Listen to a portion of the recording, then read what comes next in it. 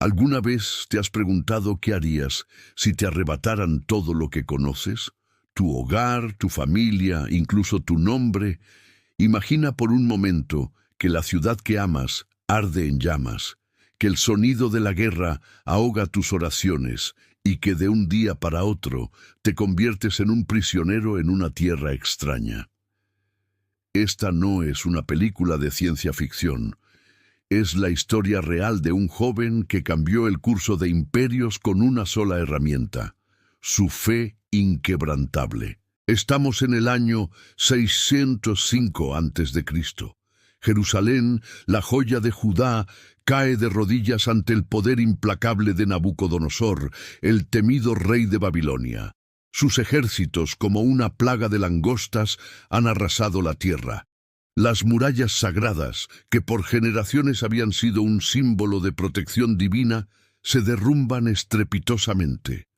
El majestuoso templo de Salomón, el corazón espiritual de Israel, es profanado y saqueado. Sus tesoros más sagrados, la menorá de oro, los utensilios ceremoniales, todo es arrancado y llevado como trofeo a la lejana Babilonia. Es una humillación total, la evidencia de una nación que, según los profetas, había dado la espalda a su Dios. Entre las columnas de humo y el llanto de los sobrevivientes, los soldados babilónicos no solo buscan oro, sino también talento. Por orden del rey, seleccionan a los jóvenes más brillantes de la nobleza judía. La estrategia de Nabucodonosor es astuta. No quiere simplemente esclavos, quiere asimilar a la élite, despojarlos de su identidad y transformarlos en fieles servidores de su imperio. Entre la multitud de cautivos, con la mirada perdida y el corazón encogido, se encuentra un joven llamado Daniel. A su lado sus inseparables amigos, Ananías, Misael y Azarías. Eran príncipes en su tierra. Ahora no son más que propiedad del rey de Babilonia. Su destino inmediato no es un campo de trabajo, sino el palacio real. El plan de Nabucodonosor es una inmersión cultural forzada. Durante 3 años, estos jóvenes serán educados en la compleja lengua y escritura de los caldeos. Aprenderán su astrología, sus matemáticas, su literatura y, lo más importante, su forma de ver el mundo. Les dan nuevos nombres babilónicos para borrar cualquier rastro de su pasado hebreo. Daniel es rebautizado como Beltsasar. Ananías, Misael y Azarías se convierten en Sadrac, Mesac y Abednego. El mensaje es claro: ya no sois quienes erais, ahora nos pertenecéis. Pero hay algo que los babilonios no pueden cambiar.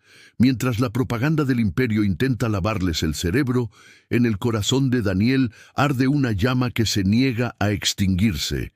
Aunque le quiten su nombre, su ropa y su libertad, nadie, ni siquiera el hombre más poderoso de la tierra, puede arrebatarle su fe en el Dios de Israel. Y es aquí, en medio del lujo y la opresión del palacio, donde surgirá la primera prueba, un desafío que parecerá pequeño, pero cuyas consecuencias resonarán por toda la eternidad. El rey, en un aparente gesto de generosidad, ordena que a estos jóvenes hebreos se les sirva la misma comida y el mismo vino de su mesa real. Eran los manjares más exquisitos del imperio: carnes selectas, vinos añejos, platos preparados por los mejores chefs de Babilonia. Para cualquier otro cautivo, esto habría sido un lujo impensable, una oportunidad de oro. Pero para Daniel era una trampa mortal. Según la ley de Moisés, muchas de esas carnes no eran puras, y peor aún, probablemente habían sido ofrecidas primero como sacrificio a los ídolos babilónicos. Comer de esa mesa significaba contaminarse, traicionar el pacto con su Dios. Daniel tomó una decisión que marcaría su vida. Sabía que negarse a la comida del rey era un acto de rebelión directa. Podía ser visto como un insulto, una insubordinación castigada con la muerte. Sus amigos lo apoyaron sin dudarlo. Con una calma y una valentía que sorprendieron a todos, Daniel se acercó a Aspenas, el jefe de los oficiales a cargo de ellos. Con respeto pero con firmeza le explicó su situación. Por favor, te ruego que no nos obligues a contaminarnos con la comida y el vino del rey. El corazón de Aspenaz se llenó de temor. Apreciaba a Daniel. Había visto en él una inteligencia y una nobleza especiales, pero su propia vida estaba en juego. «Tengo miedo de mi señor, el rey», respondió. «Él ha asignado vuestra comida y vuestra bebida. Si vuestro rostro parece más demacrado que el de los otros jóvenes de vuestra edad, el rey me cortará la cabeza por vuestra culpa». Era un dilema terrible. Su afecto por los jóvenes chocaba con su instinto de supervivencia. Pero Daniel no se rindió. Tenía un plan, una propuesta audaz que ponía toda su confianza en Dios. «Te ruego que hagas una prueba con tus siervos por 10 días», le dijo. «Danos de comer solo legumbres y de beber solo agua. Al final de los 10 días, compara nuestro aspecto con el de los jóvenes que comen del banquete real, y después haz con nosotros lo que te parezca justo». El riesgo era inmenso para todos. Si el experimento fallaba, no solo Daniel y sus amigos enfrentarían la ira del rey, sino que el propio Aspenaz perdería la vida. Pero algo en la convicción de Daniel lo conmovió. Quizás fue su fe inquebrantable, o quizás la lógica de su propuesta. Con el corazón en un puño, el oficial aceptó el desafío. Comenzó la prueba. Mientras los demás jóvenes se daban un festín con carnes jugosas y vinos embriagadores, Daniel, Sadrac, Mesac y Abednego se sentaban a comer humildes platos de verduras y a beber agua. Imaginen las burlas, los susurros en los pasillos del palacio. Miren a los hebreos, rechazan la generosidad del rey por sus supersticiones. Pronto se verán débiles y enfermos. Cada día que pasaba, la tensión aumentaba. Estarían tentando a la suerte. Habría sido un error desafiar al sistema de una manera tan visible. Finalmente, llegó el 10º día. El oficial, nervioso, los llamó para la inspección. Los puso en fila junto a los jóvenes que habían comido de la mesa del rey. El resultado fue tan asombroso que dejó a todos sin palabras. Daniel y sus amigos no solo no estaban demacrados, sino que su rostro lucía más saludable y robusto que el de todos los demás.